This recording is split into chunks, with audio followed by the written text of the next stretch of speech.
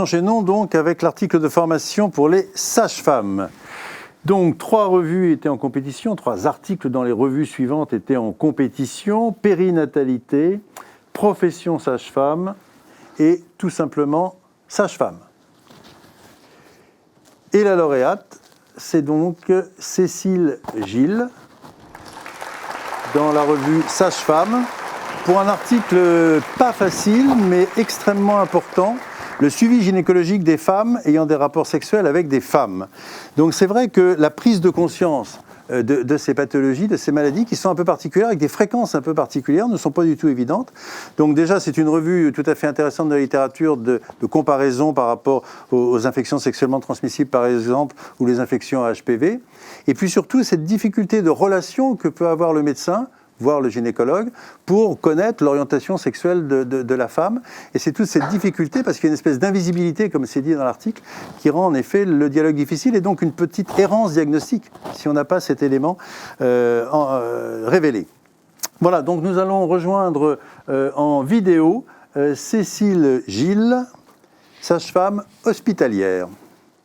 Bonjour à toutes et à tous, je m'appelle Cécilia Gilles, je suis sage-femme et j'exerce dans une maternité publique à Paris. J'ai publié au début de l'année 2020 dans la revue Sage-Femme un article sur le suivi gynécologique des femmes ayant des rapports sexuels avec des femmes.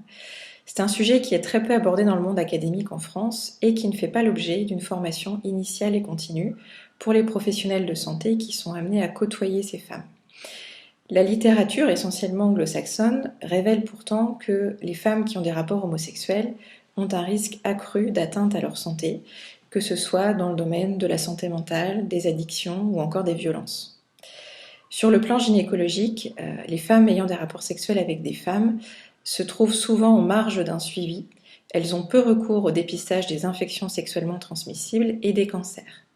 En réalité, les études, y compris celles qui ont été réalisées en France, montrent que ces femmes sont davantage impactées par les IST que les femmes qui n'entretiennent que des rapports hétérosexuels.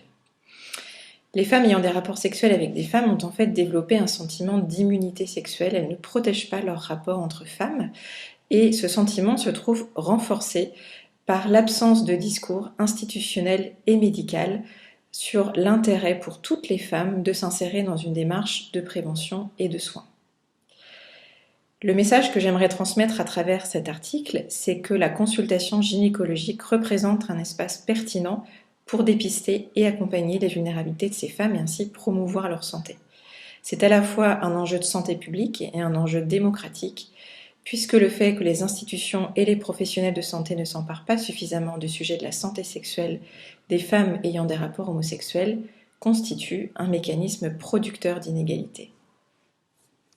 Voilà, Cécilia Gilles, merci beaucoup. Et c'est vrai que votre expression est à l'image de votre papier, de votre article. C'est tout à fait intéressant de découvrir, en fin de compte, des choses que l'on n'imagine pas et l'attention qu'on doit porter en particulier à certaines femmes. Prix suivant.